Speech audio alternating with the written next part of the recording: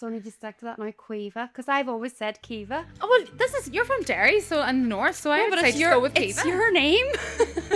It's whatever you want to be called.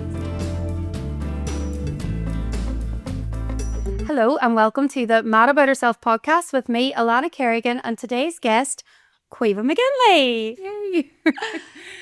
Caoímhe, how are you? I'm very, very nervous. This does not get any easier to do. Oh, don't tell me that. I was hoping it would. So for anybody, Caoímhe, obviously I know you. I have been following your journey online for 6 years maybe. I think we were building our houses around the same time, and I know a lot about you. But for anybody who doesn't, can you please introduce yourself? Oh God, what a question. Where do I start? I can't believe I'm sitting here firstly. Like, it is 6 years. Like, that's before COVID that we we were building at the same time, weren't we? Yeah. So thanks so much for having me. You're very welcome. I don't know, Caoímhe, mum to four, separated, going through a really hard divorce, and I have an Instagram page, The Big Hill House, which is now my full-time job, and yeah, just surviving each day. Amazing. I mean, not the divorce part, obviously, but you are amazing. And I really want to talk about that because you just sort of mention your Instagram page like it's just a wee thing that you do and, oh, it's my full-time job now. But I don't think you realise how inspirational that page has been for so many people. Like me personally, when I was building my house, I was just watching away at what you were doing. I was in awe of your get up and go, because you painted your entire house whilst it was still being built, didn't you? Yeah. Yourself. I know, that was, I suppose it was my therapy, looking back on it at the time. Filled my days, made me feel like I had just left the Middle East. I was struggling with that. And a full-time mummy, making that choice, giving up your financial independence was not an easy decision for me.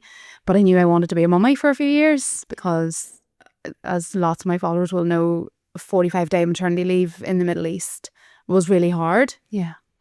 So I was missing something. I was missing getting up to go to work, I suppose, if I was really honest. And then painting the house was at a standstill during COVID, and that just gave me a purpose. Yeah.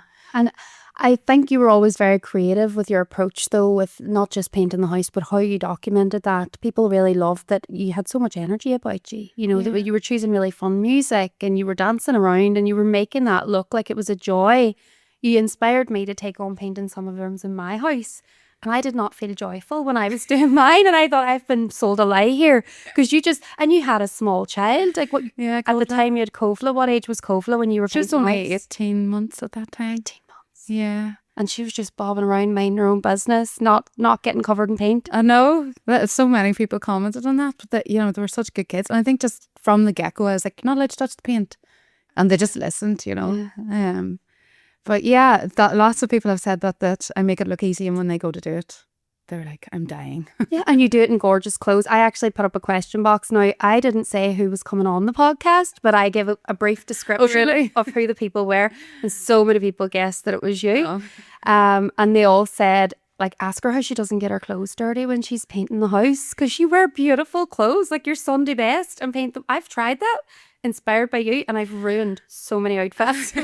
How do you do that? I've answered that question so many times. Little and often, just on the... Like, I get up in the day and I just dress. I actually don't own that many bad clothes. When I was painting the house from scratch, like base coat paint, they're my painting clothes. They're covered in paint, you know, especially doing ceilings. I think I put up a story at that time and my face was covered in paint. But whenever you're at that stage, I don't have time to prep rooms. I don't have time to do the tape and all around the skirting and everything. I just have to get in and get it done in any window of time that I have. So that just means doing it around the kids. Yeah. So I just get up and get dressed for the day. So if I'm going to decide to paint, but it's little and often on the brush or roller. Yes. Just take your time. There's no rush. On that, getting up and getting dressed every day, I really admire that. Like you can see, I very seldom get dressed unless I'm leaving my house. And then I look back and I'm like, why am I such a slob? My mum said to me, are you going to do the podcast in your dressing gown? Because you do everything else. I was like, no, I'm going to get dressed. But you do. You get up, and not only do you get dressed, you do your makeup, you do your hair. Like, you look phenomenal every day. Well, I wouldn't say phenomenal. You do? Yeah, it's I suppose from an early age, it's like my 10 minutes. I went to the Middle East when I was 21. So I was getting up to go to work every day as a teacher. So in a hot country.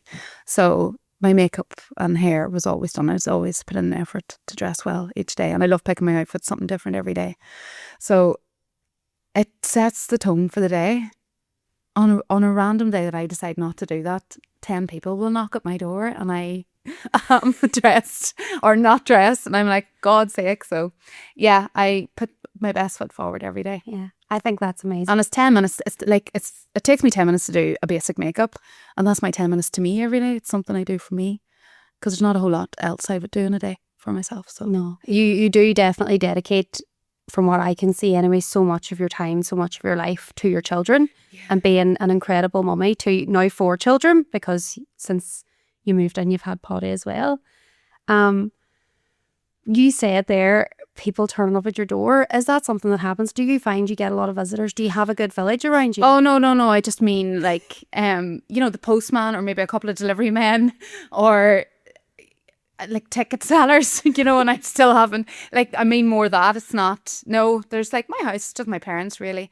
I don't see my friends most of my friends are down south. My 2 really good, one lives in Australia, I never see her. So I wouldn't have a lot of friends call, but when they do call, it's really special because we know that it mightn't be a year or 2 years till I see them again. So no, my brother and his wife and the kids, and my mum and dad, really. That's it. And if some of my aunties live in America, they're only home once or twice a year. So yeah, it's. But I think you're saying there, it's just my mum and dad, my brother, his wife, and their children. Like, is that not so lovely to have them all around you? Yeah, so lovely. They're all really close by, aren't they? You built in the same kind of stone's throw. Yeah, I love it. And would you say your mum and dad do a lot to help and support you? Yeah. With the kids and all that as well? Absolutely. I wouldn't be sitting here now today only for my mummy, really, and I'd be lost without her. Yeah. She is my number one supporter, and she has been there the most for me through the last 3 years. I couldn't manage. It was 4 kids with 4 different age groups. Football's all started again. I have 4 different football times. Oh. It's not possible for one person to manage all of that. So yeah. But that's amazing. Your mummy's there. And I know you mentioned your friends are kind of flung around the place now. About like mine, I have some really, really close female friends, but they're not geographically close. How do you maintain those friendships when you are long distance? Do you check in with them regularly? Yeah, I really value friendship. I always have. And I'll always make an effort. WhatsApp groups. I have a core Abu Dhabi girl group. Those are my bestest friends. I think the friends you meet while travelling are just different or something. I don't know. I always describe this you'll understand this being on Instagram as well. The friends that you go to school with, you don't really have a choice really in them. But then you go travelling and you do get to choose your friends and you get to who you vibe with. I think it's very like Instagram. You vibe with who you vibe with on there, and there's people that you don't vibe with, and I think at this stage in life you can really choose who you want in your life in that capacity. So yeah, phone calls every day.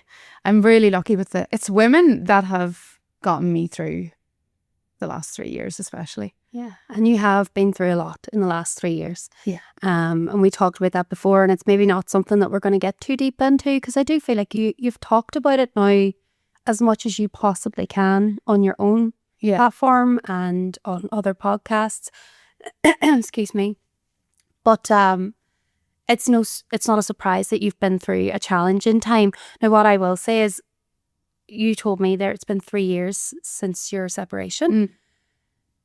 At the beginning, I don't think as an onlooker I would have had any idea that you were going through anything at all. And I feel like maybe it's partly because you do get up and show up and turn up and you look the part every day. And I always had this kind of impression that your life was really perfect and really rosy, and that you were just this inherently confident woman who could face anything. And I still believe that. I do think you're a confident woman who can face anything.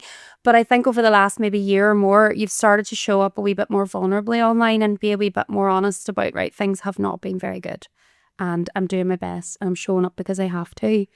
How have you found that? Like going from maybe only ever showing the nice parts of your life to almost being forced into sharing a wee bit more than you maybe were comfortable with? Yeah, it's not hard. It's not easy. It's been extremely difficult. The hardest part of the last 3 years has been that and I've still been so accessible to that person. Everything I was doing online was being spun in a different way, and that's really hard to navigate. Yeah. You know, you said there to me that my life is my kids and that I put so much into my kids. The exact opposite was being said, and that's really, really hard to cope with, you know. Then it got to the point where I loved uploading as I went with my Instagram. It started to affect that then. I felt like if I was going away for a night with my friends, I couldn't put that online because it was going to be spun in a certain way. So then I stopped. It changed everything. It changed how I ran my page. It was changing me as a person. And I suppose those initial 6 months that you said you wouldn't have known anything was wrong, I did come off, and it was people noticing that I wasn't on chatting on stories anymore. So I found it so difficult. And then I knew it was getting to the point where I knew I had to address it in some way without really addressing it, which I did. And then from then it's just about taking it each day as it comes. As I said on the other podcast, there's no rule book, there's no guidebook. Navigating something so personal with such a public online presence has been horrendous for me behind the scenes, you know. But I'm getting there. I've stayed true to myself, I think. And yeah, it has not been easy. I think on the flip side of that, yes, it's very difficult because, as you say, not everyone who's watching what you're doing has good intentions. Yeah. And that goes for people who know you personally. And obviously there's always going to be somebody online that just takes a dislike to you as well. And I've experienced that myself. And there's always an element of feeling a wee bit paranoid about what you're doing. But I think you have grown such an incredibly engaged audience, like a community of women who are so in your corner. Yeah. And you're quite good at sharing like the lovely messages that you'll get and the support that you get. Has that helped you in any way, as well as it, you know, the public thing can be a double-edged sword, I suppose? Yeah. It's 98% positive, you know. And the thing, I suppose, because I haven't come out, and there's people that would love me to spell it out. I'm never going to do that. I'm not going to do that because I have 4 children that, you know, I'm not going to put something online that they will read in years to come. But there is stuff online about me that they can read about me from other women. And it's women, you know, that 2% is women. It's not just one individual that's watching and want me to fail and tear me down. You know, there is a small percentage of women as well, but I choose to focus on the positive. And so you should. Yes. So you should. I think that I've had very limited dealings of trolling myself, and I think my overriding feelings towards people who do that is pity. I think it says a lot about them. It says more about them than it says about the person they're trolling. Yeah. And that's just, I tell myself that, you know. So I like to imagine like them just sitting in their house obsessing over me. So, you know, and you must think, well, how sad must they be? Sit in the house and write in a forum or complain about. And I've never seen anything negative about you online, but it's because, like yourself, I don't go looking. You don't go looking for it, yeah. I always think I'd love to open my front door and invite them all in and come and have a cup of tea with me at my table and say, you know, I'll set you right. Like, what you're writing is lies, firstly. I'll tell you exactly what I've been through face to face. I won't do it online. I'll tell you to your face. You know, I have opened up to a lot of women over the last 3 years about the reality and what I am going through. Women I trust, obviously. And I would love to sit at a table and chat to them and let them know. Yeah. You know? And they wouldn't be long changing their tune. I don't know. See, this is the thing. Because you could stand naked on your head and do everything those women want you to do. They still won't be happy. No. But they have to do that inner work themselves. That's healing. And that's for them, not for us to worry about. But I just do think it's really commendable that you have grown such, and I mean really loyal, like engaged community of people. Whenever I hinted at who was coming on the podcast, they were all in my messages being like, oh, I really hope it's Caoímhe. I love her so much. And when I said about questions, they're like, I don't have any questions, but can you just tell her how much I love her and how much she inspires me? Like, people feel so strongly about you in that way. And I think that's a really amazing, it says a lot about you. Yeah. And you know, it takes a while to get used to that, you know. Even at Trika yesterday, I was down in Dublin, and I was the first race I was doing on my own, essentially, with no one supporting me that knew me personally. But I could hear my name being, you know, I've got messages being like, oh, I might see you there, I'm racing at this time. And the support yesterday was lovely from the people that were there that do follow. So yeah, it gets me through. It makes me feel not alone. I had tears in my eyes watching that video that you posted on your story. I know, it's... So for anyone who doesn't know, Caoímhe did a Trika yesterday, and a follower, I guess you didn't know that person. She is a friend of my sister's, but I haven't seen her in about 15 years. Right. So she had recorded loads of clips of you doing the event, because obviously on your own you couldn't record anything anyway. So you put this whole thing up. And then when you were struggling at the end with those burpees and the voice of that woman screaming to cheer you on, I'm going to well up thinking about it. I just thought, that is girlhood. Like, that's what every woman should and wants to have in their life, is people that are just cheering so loudly for them that all the other stuff disappears. And that's what keeps me going. They're every day. It's so sad what women are struggling across the board, you know, and what women have to survive and come through. And I did say that on the days that I think I have life hard, there's always someone who has it harder. And it's just so sad. Yeah, but I do think it's important as well to remember that even though there's always somebody who's going to be worse off than you, it doesn't take away from your own experience. Yeah. And I think when you've been through things and when you've maybe suffered at the hands of someone else, you can very easily go, oh, well, what happened to me wasn't that bad. Yeah. You know, look at these people, they've got it far worse. But that does not take away from your experience. And your experience has shaped the person you are. And you have taken that and turned it into something beautiful, which is not something that everybody can do. Yeah, I said I love life, like, and it just, as we only get one life, and I just refuse to let it define me, I suppose. Yeah. Traveling. Talk about traveling, because I feel like when you talk about Abu Dhabi, you light up. You get so excited about it. Talk to me. What took you there in the first place? Why did you decide to go there? Actually, just getting away from, like, all through secondary school, I was bullied, and then I went to college in Dublin to get away from, usually everyone would go to Belfast from where I was from. I was like, I'm not doing it. I can't do it. I can't do another 3 years, 4 years of the small town mindedness, the jealousy, the gossip.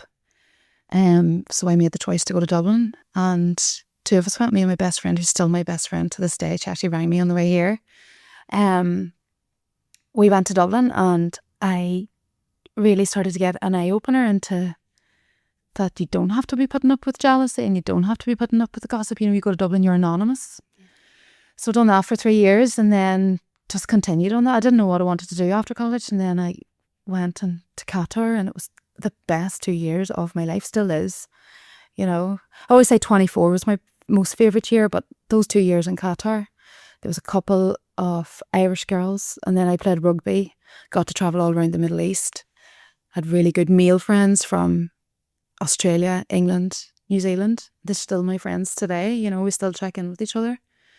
So you experience 7 years of being bullied, small town mindedness and gossip, and then you go away. I was away for 15 years, and in those 15 years, and every friend I have from those 15 years, I haven't experienced 1 ounce of jealousy or gossip from my core group, which they are now, you know. Yeah.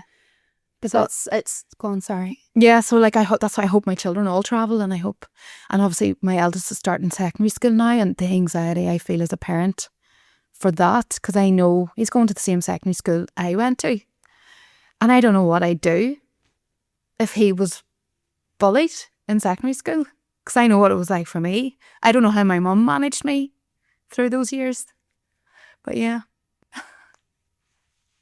Right. But it's, you know, it's made me who I am today. I couldn't be on Instagram or social media if I hadn't have been bullied. You know, it's part of your journey, you know, and it makes you stronger. And we talked there about the trolling and the negativity.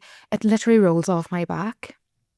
And when you survive a really, like, not great relationship, it's just you're numb to it all, you know.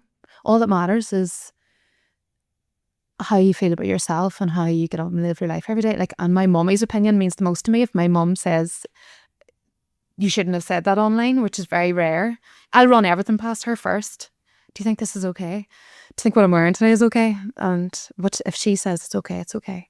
So I can relate to that. I had my mummy here last night picking out my clothes. So, but you know, it's actually surprising for me to hear that you were bullied at school, because the woman that I see in front of me now is such a strong, and I suppose it probably did, as you say, it builds you, it makes you resilient, it contributes to you becoming the strong woman that you are. But I just can't imagine why that would come to be. And I think that your concerns with your children going to school are so valid, because we can only do so much in our household to try and build our children up and give them that self-esteem, and then send them out into the world and hope that the world is kind to them. But I do think as well the world's changed a lot since we were younger. Yeah, but then just dealing with social media. And like, if we didn't I am so glad we didn't have camera phones, and it would have been 10 times worse for me. How do you feel about your children having social media of their own? Are they at that kind of... Yeah, the boys want a YouTube channel. You know, Dahi has such an eye for the videography. He would record a lot of my stuff, and because he's asking to do it, you know, but which is lovely. I like that there's the creativity side of it. I'm all for it. I loved photography when I was younger, but in terms of, like, they want YouTube channels. They're like, it's YouTube. I have to limit the YouTube. You know, they're just what the American YouTubers, like, I don't know what the attraction is for the young, you know. Dolly's 11, Mossy's 9, but they love it. And you know, those YouTubers that they're watching, they're making a living out of it. So already at such a young age. But I don't know how I feel about it. If it's something that they'd want to do. I have a rule in the house that if Dolly has a phone a year earlier than I would have liked to have a phone, simply because we have 2 separate households now, and I thought it would help with him wanting to go and spend time somewhere else. So I didn't, but I have rules with the phone. The phone he only has 2 numbers on it, and the scrolling of you, like, I have to monitor that. So yeah, it's just so scary. You don't know what. It's very hard to protect him from it. And he's going into first year now, and he'll definitely have a phone all the time then, and it's very scary. It is. And I am asking that question partly from a selfish perspective, because my eldest is 7, and then there's 6, and then there's 2. And my 7-year-old is already asking about when can I have a phone. And we've always said when you go to first year, because we live rurally as well, and they'll probably have to travel for school. And so it's the safety thing. But even still, I'm like, it'll probably be a brick, like a 3310, because the idea of him being on social media and being exposed to the harsh realities of what can be the world at times, that is scary. So I think it's new, as you say. Our parents didn't really have to worry about that, but they're probably worrying about it now. I'm sure your mummy is worried about you being on social media, and you're a woman. Yeah, I don't know about worried. You know, it's funny, because if anything negative does come through, she's the first person I screenshot, and I'll send it to her. And she's like, she'll send me back laughing faces. You know, we mostly laugh. It's good entertainment. Yeah. You know. And it's if they only knew, you know. And I'm sure she's also very, very proud of you, because she can see that you have used your presence on social media to be able to sustain your lifestyle and support your children. And that's an incredible thing. Supporting the kids and being able to be at home. Yeah, she gets it the most, I suppose. So she's definitely my number 1 supporter. I couldn't do it without her. I should be paying her a salary at this stage. That's no word of a lie. So, and just so lucky. You know, I haven't had to pay for childcare, which is a massive financial burden on people's lives. You know, I've been really, I feel so grateful that I've been able to find a way to make money from home and still be at home with my kids. But I couldn't do it without my mum and dad. So. And I think, though, that is why as well so many women are in your corner and cheering for you, because they can see the importance of that. It's not like you're not just out there trying to be an influencer for the sake of being an influencer, or being well known, or, you know, the glamorous side of it. Although I'm sure you enjoy the glamorous side of it too. You have a really good heart, and you are doing it to support your children. And your children are seeing the benefits of that, and I think that's class. Yeah, I suppose if I was being really honest about why the page started in the first place, aside from loving documenting journeys, as I said, and photography. I gave up my financial independence, and it was a decision I didn't take lightly, and very quickly realised that it was a decision that wasn't going to go down well or last. So I still knew I wanted to have my couple of years off with the kids and be a mummy, but I knew I had to find a way to get that financial independence back. And I suppose it was COVID then, and I followed all the OGs, as we call them, like Terry McAvoy was one of the very first follows. I love following her still today, and I could see her, she was thriving online. So I thought that it was a way that I could potentially at one point. Now it was 3.5 years before I started earning money. Like, I done a lot of free work at the beginning, but that's why I had to really start the page.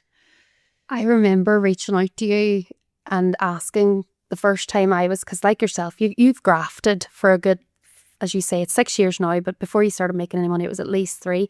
And I was kind of plugging away, never as consistent as you. I was always like, wow, how does she keep showing up every single day? Because like, you are a powerhouse in that regard, and you've worked so hard. But I remember reaching out to you because a brand or someone had reached out to me and asked for a quote. And I was like, I know what? What do you mean? You want to pay me? And then I asked you because I was like, well, Caoimhe's very successful. She must know. And I went to you and you were like, I don't know. I've never been paid for anything that I've done. And I was like, oh, well, if she's not getting paid, how am I supposed to give? And there's really no rule book either on that when you first start out trying to turn a hobby into a job. Yeah. And I'm still very much on that journey, and I think you're probably still learning yourself. But what changed for you in order to start making it a serious source of income rather than just a hobby that you were doing for fun? Yeah, an agent signed me. Well, COVID would have been 2, I don't know, about 4 years ago. But it wasn't, it brought in a little bit more, but just, you have to really align with your agency, and your agency has to be there for you as well, and not just another person on their books, So then 2 years ago, I got to go, Sinead Carey is one of my favourite Irish designers, and I'm so grateful to be, representing her brand, and in that I get to showcase her clothes. I purchased a lot of them, and they sent me some of them as well. But it was her event in the Westbury. It was my first time getting invited to her event, which I was like, whoa, can't believe this. All the big names were there, and Mandy Maher was sitting beside me at that lunch, and I had been wanting to leave. I was stuck for 2 years with the other agent, and a 5-minute conversation with Mandy, I just knew, you just know, you meet people for a reason, you cross paths with people for a reason, and she has just completely turned it around for me and is such a support in the background. And so did she sign you right away? 3 weeks later. Wow. Yeah. That was very serendipitous, wasn't it, that you were sat there beside her? And that's when it really changed and it's become sustainable for you, would you say? Oh, excuse me. What is so you've done a lot of brand work now at this stage. Yeah. Some paid, some unpaid, and a lot, I think, as well, just because you're fond of supporting local. Like myself, you're always trying to give support to local people. What's your favourite job you've ever done online? What's your favourite brand campaign? Or oh gosh, I don't know. Yeah, there's so many. Do you know, it's such fun, and no 2 days are the same. That's what I love about it, And even the PR events, like, I don't go to everything because yourself, you can get invites to everything. And despite what some might say, it's been said I go to an opening of an envelope. I really don't. I wish I could. I don't have the time to go to opening of envelopes. I don't know. I wouldn't wish for that. Like, I'd find that quite dull. I wish I could go to the opening of an envelope. I think what a lot of people that aren't in the Instagram world don't realise that PR events are not paid work. They are your own expense, your fuel, your overnight stay if it's a late event.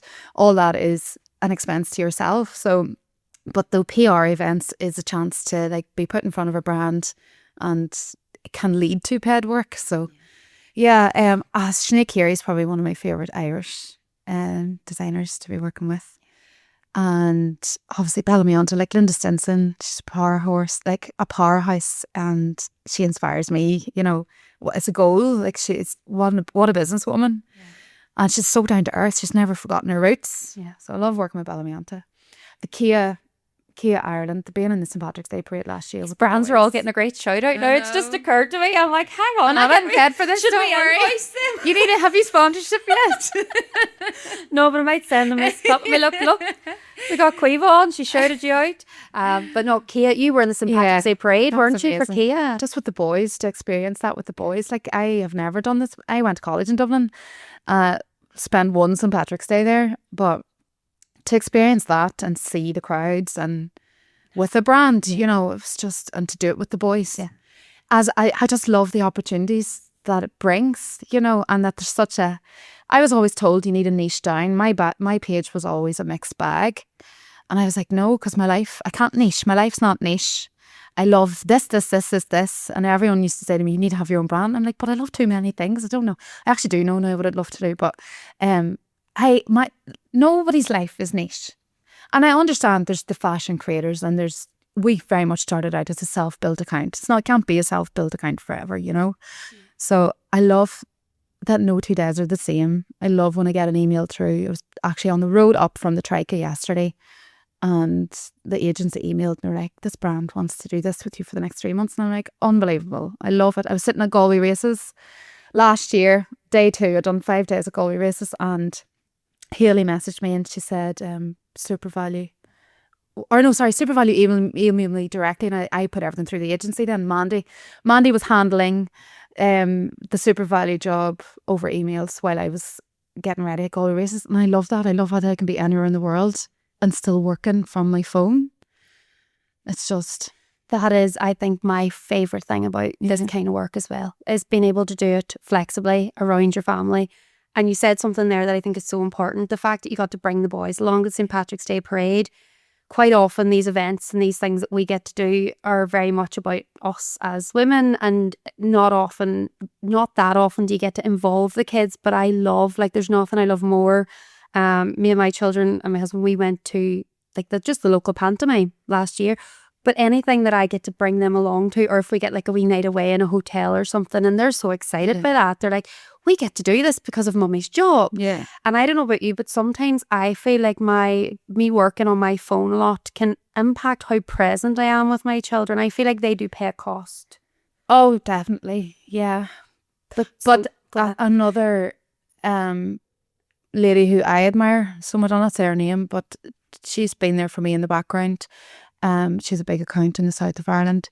We were at an event together once, and she had a conversation with me that we put ourselves under so much pressure with the brand work and to meet deadlines and stuff. And she just said that she found herself snapping at the kids one of the days for one of the brand work, and she said that in that moment she just realised that that she's not going to have her kids pay the cost for meeting a deadline. Yeah. And I took a lot away from that conversation, and it's just it shouldn't impact your family life, and the kids shouldn't. No, you know. No, it shouldn't. And I am still very much learning that myself, how to be better with my boundaries around screen time and replying to messages and all of that. But I do think it's nice when they get to see the benefits of it. On the topic of replying to messages, because I feel like you and I are similar in that I get a lot of messages from women who've maybe been through similar experiences to me, and I'll open them, and it's the kind of stuff that you can't just not respond to. And I feel like you probably get a lot more of that. How do you manage that when it comes to responding to people's messages, especially when they're opening up and being vulnerable with you? Yeah, it's that nearly takes up a good chunk of the time, you know, and you want to go back. I've started lately because there's a feature now that you can read and unread. Do you see that? So if it comes in and it is something I want to reply to, but I've already read it, I will just click unread it, so it's still dark on my inbox, so that I know, I remind myself to go back to it. That's the only way at the minute because my inbox. I thought you were outing yourself there for just ignoring people. No, like I'll unread it so that I can. It's still there. Because if it's clicked read, it just gets lost.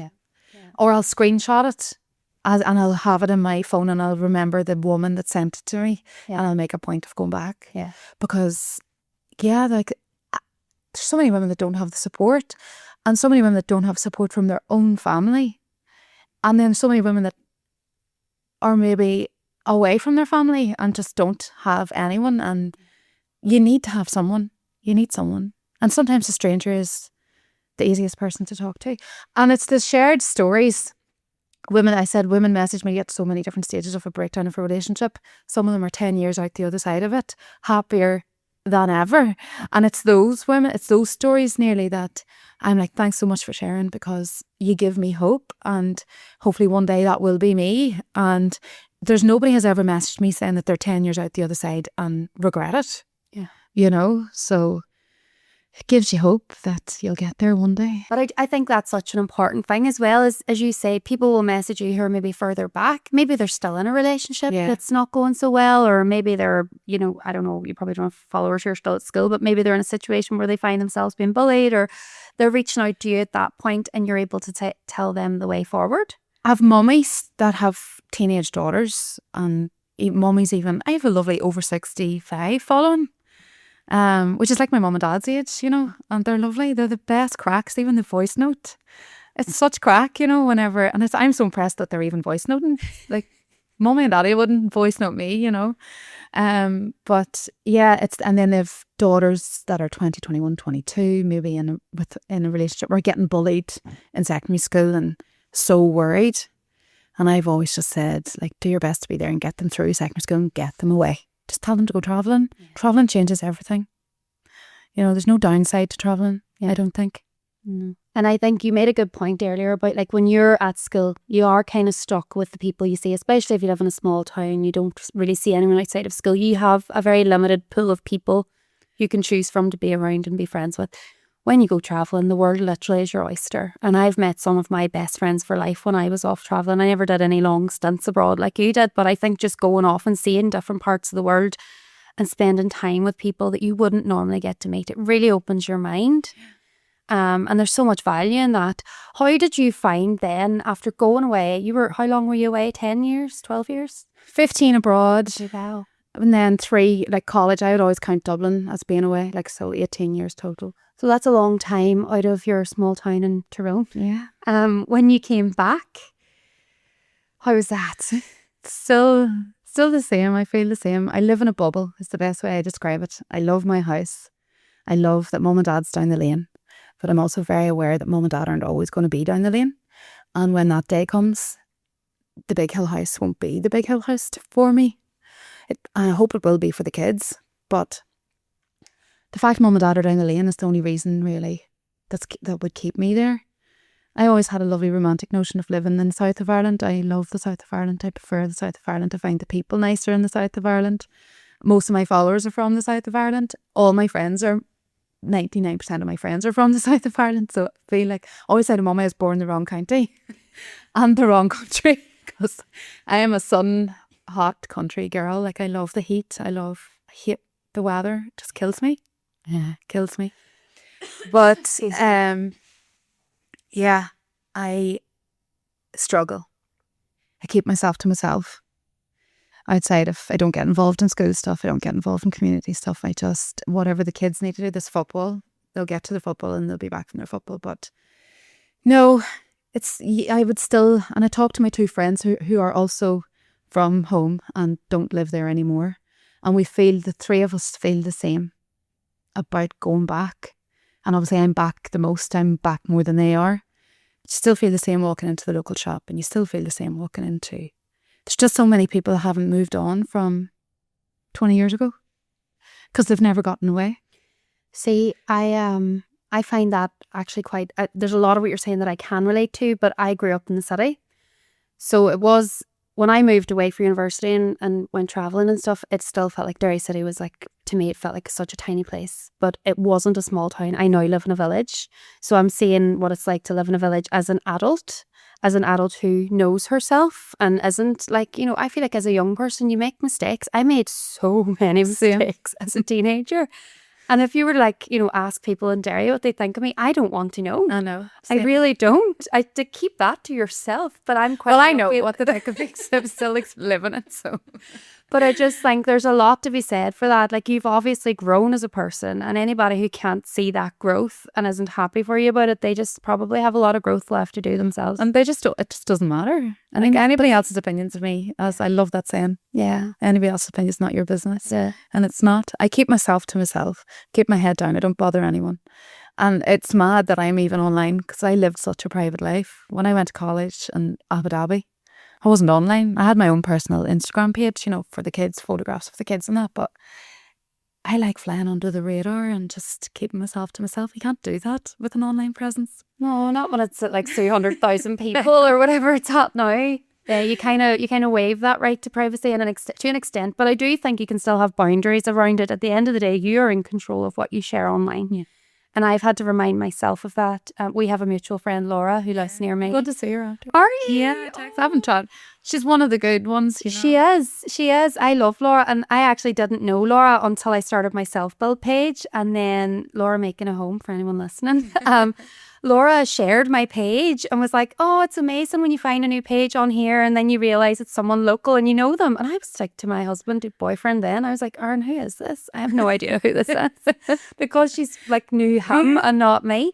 But we have become such good friends. And even when you say about like, maybe not getting involved with things at the school, because I moved here to this village as an adult and I have made really good friends here, I do feel very privileged. I would count Laura as one of my good friends here, and we're on she's on like the board of governors and I'm on the blooming PTA now. Like, who knew? That is not the life I expected me to have. But I think having those connections is so important. Why was I talking about Laura? Because of that connection. I'm just way off on but Laura, what did I say, Simon, about why did I bring up Laura? About small time mindedness, no, and not being involved in the school. No, I haven't. No, I don't know. Why did I talk about Laura? People reaching out to you online, sharing pages. Here we are. Can you cut all this out? Yeah. No, I don't. I don't. In terms of local, I don't have my two close friends from locally are both living away. We talk. I talk to the one in Australia nearly every couple of weeks, and the other one I talk to, she's at the end of the phone if I need her. Yeah, and likewise for her. So, but that's so important. Like, my very best friend in the whole wide world lives in London. I don't see her that often, but we talk more than I talk to any of my other friends. And I think that's another really lovely thing about having phones, having video call. People who are far away don't have to feel so far away. I've got friends who live closer by that I see and talk to less than the people who live further away. I think, though, it's important to maintain those friendships in person as much as you can. And I think you're good at that. You'll plan events, you'll plan occasions. Like today, you're up visiting, you're going to go see Laura because you're in this part of the world. And that's so important, I think, to maintain those friendships and those relationships, that they can sustain you through the good and the bad times. Yeah, definitely. And the Instagram friends, I call them my Instagram friends. I call my Abu Dhabi girl. I have like 3 groups. My home girls, which is only the 2 or 3 of them. And then my Abu Dhabi girls. And then my Instagram friends. I wouldn't have a social life only for my Instagram page. And I wouldn't have a social life only for my Instagram girls. They're the ones that meet me, go out with me. And like, obviously, you're separated and you do need to have a social life with that. But then at our age, like I'm 40 now, 41 soon, most of my friends are married, settling down, having babies. They're in the thick of it. I'm out the other side of that. So I'm so grateful for my small Instagram side of friends. And then they're in social media game too, so they get it. It's very easy to go out. I was away last week with Anna. And I only know Anna a year or so. But you just Anna O'Connor. Oh, very good. We went to Vienna last week. Oh yes, I saw that. Yeah, it's like you're not. You can be on your phone and you can be recording all the content and not be worried that you're on your phone in the presence of someone else. And then the Abu Dhabi girls, we make an effort at least once a year. We pick a county and we put it into the group, and someone will organise accommodation the weekend, and whoever can come. We usually have a good 8 to 10 of us that will make it every year. So, and that's where 15 years now since we met each other. And they're from all over Ireland. That's class. Yeah. You did a lovely picture for your 40th and everyone was dressed like a rainbow. Was that the Instagram girl? So I love that. Yeah. That was so nice. We did that for my hen party. Everybody wore different colours and there was 30 of us all lined up like a big rainbow. I just think that's gorgeous. Tropic like it's hot. That was... Is that what the theme was? It was gorgeous. And of course, because they're on Instagram, you know, and they're so stylish, they will make the effort, and they did. I love that photograph. It's beautiful, but I do think like that's something that always stands out for me about you is everything you do is so well put together. Your eye for design and colour and fashion and makeup, everything. I just feel like, where did that come from? Instagram, Pinterest, literally. I could paint my house off the back of other people's houses, you know. I never done samples.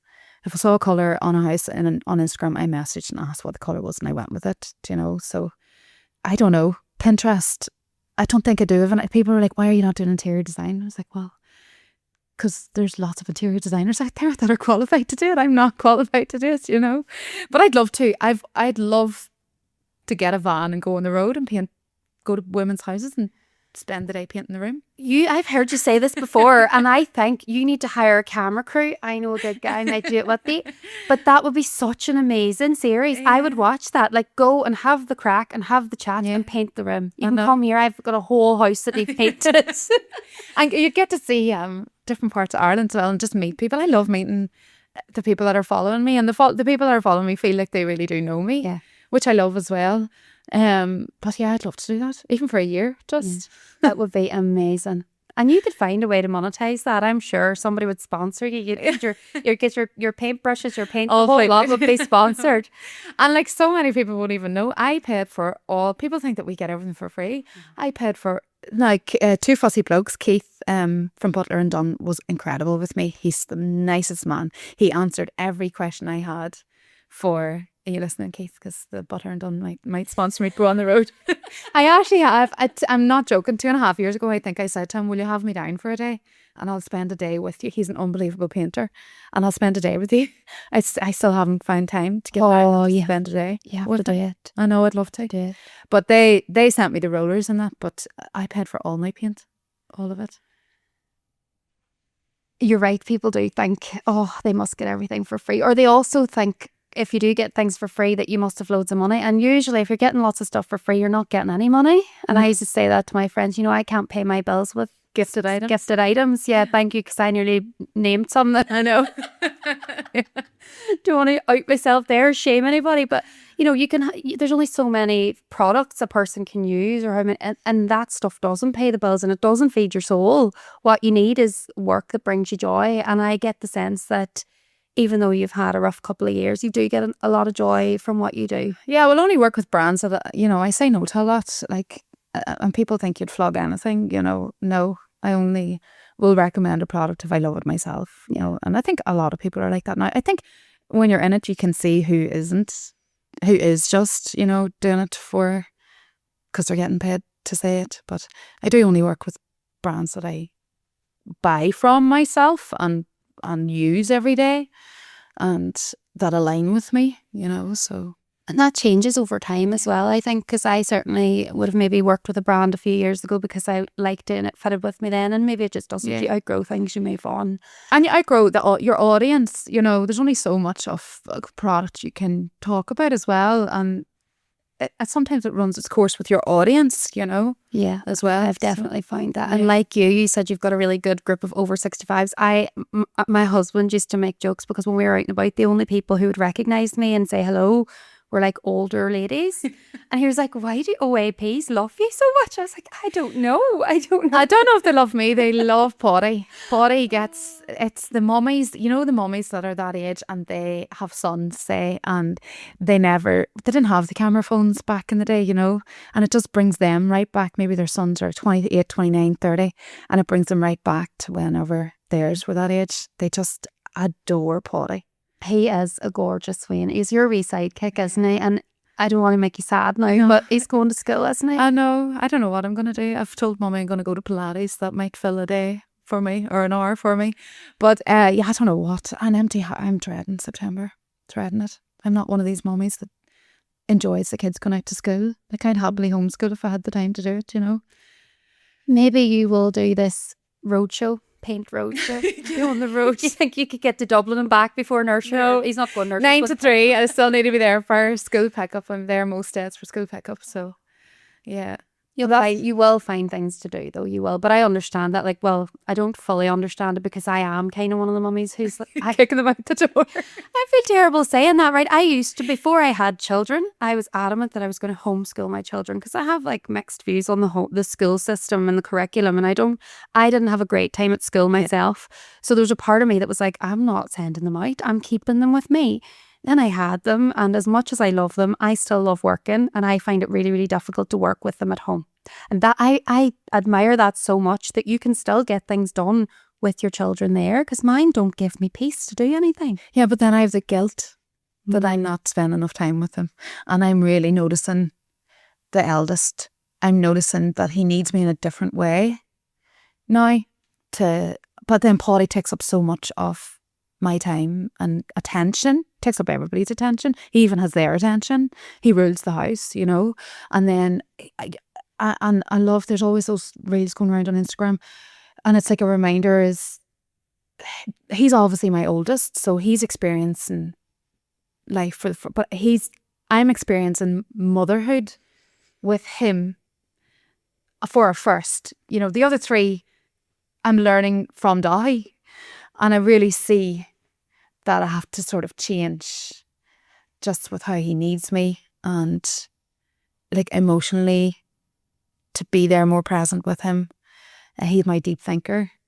So like I woke up this morning, he's in my bed.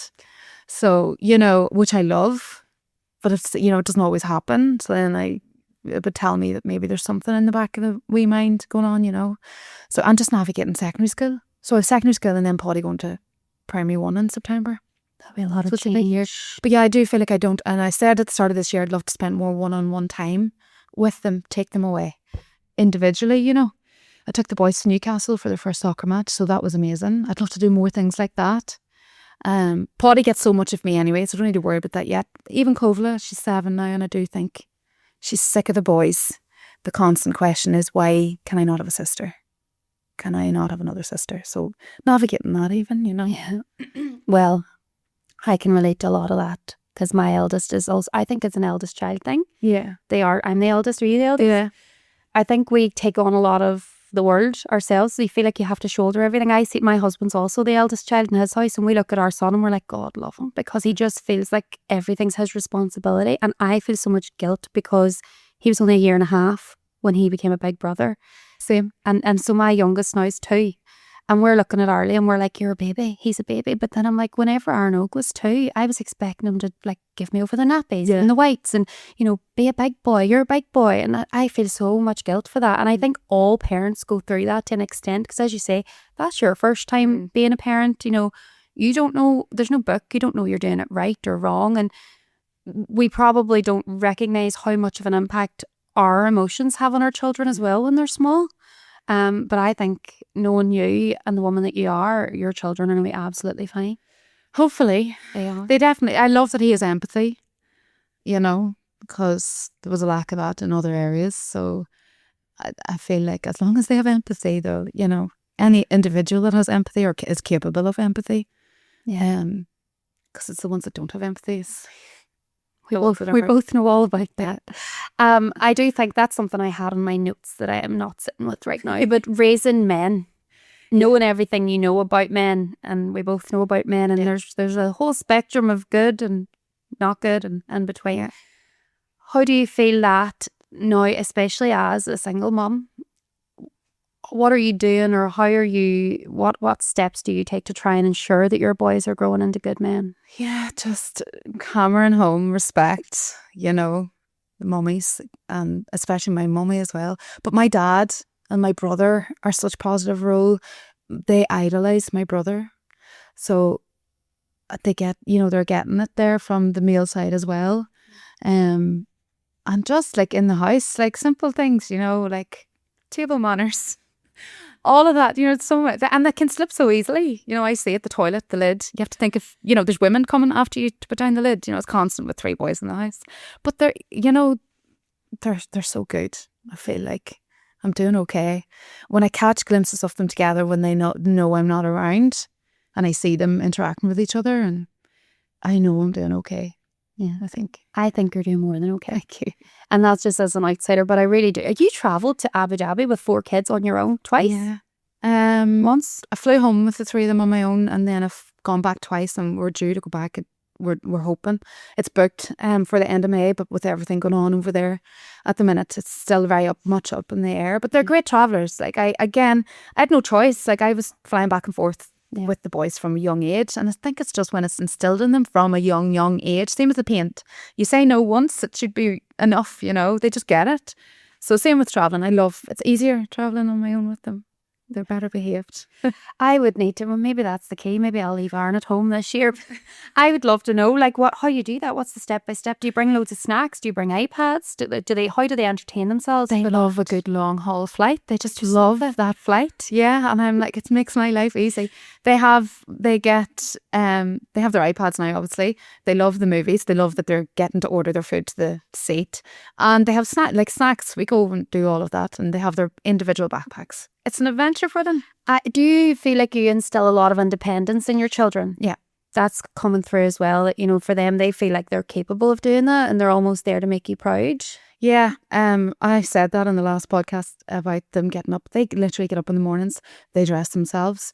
They feed themselves. They're making scrambled eggs and cups now. If Paddy feels like he wants an egg because Dahi's having an egg, Dahi will make him the egg in the cup. And it's amazing. You know, even homework. I have never sat to do homework with them. I suppose because I'm a teacher, and I find that kids can really play on the fact that you'll sit beside them, and then I've seen it, especially as a teacher, they can get very lazy very quickly and not want to see kids that don't want to read a question, but they can read the question. I just never allowed it to happen, I suppose, and they come in there, and unless they're really struggling, they'll ask me if they really need help. I'll help them, but they're so independent, and I love it. But then we were so independent growing up with us on a farm, so. Yeah.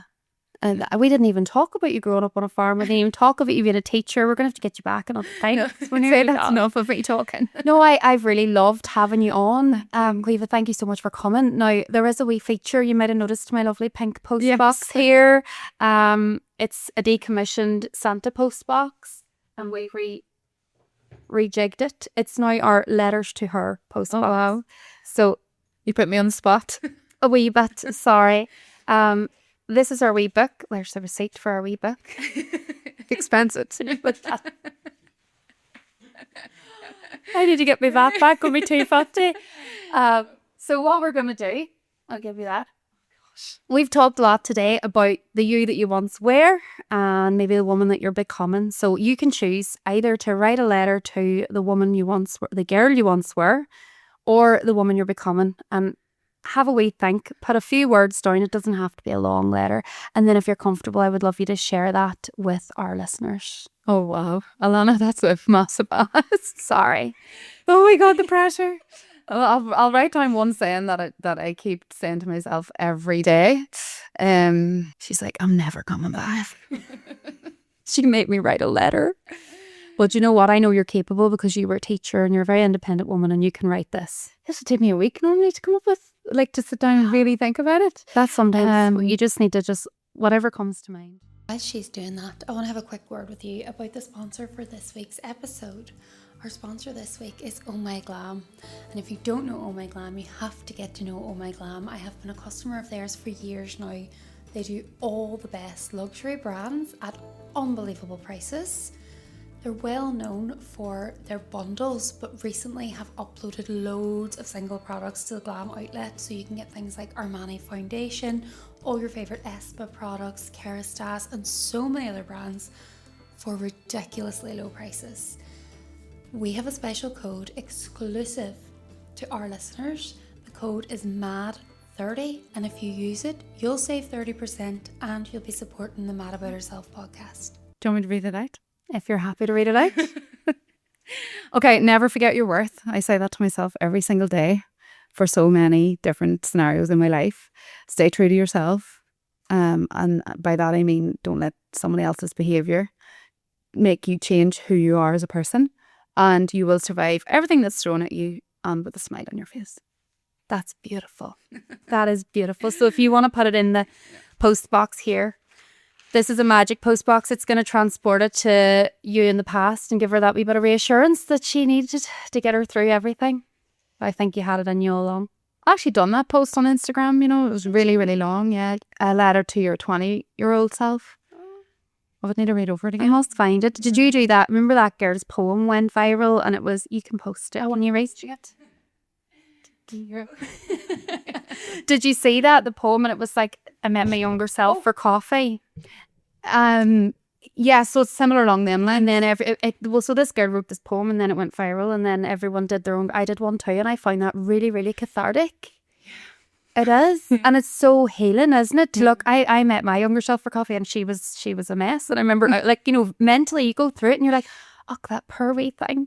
It gives you a lot of empathy for yourself that I think in the moment you maybe didn't have. Yeah. So thank you so much Thanks for for coming having me. today. Thank you for being here and best of luck with everything. I just can't wait to see what's next for Caoímhe McGinley and the Big Hill House, and I will of course be following along every step of the way. You and me both. I'd love to know what's next because I haven't a clue.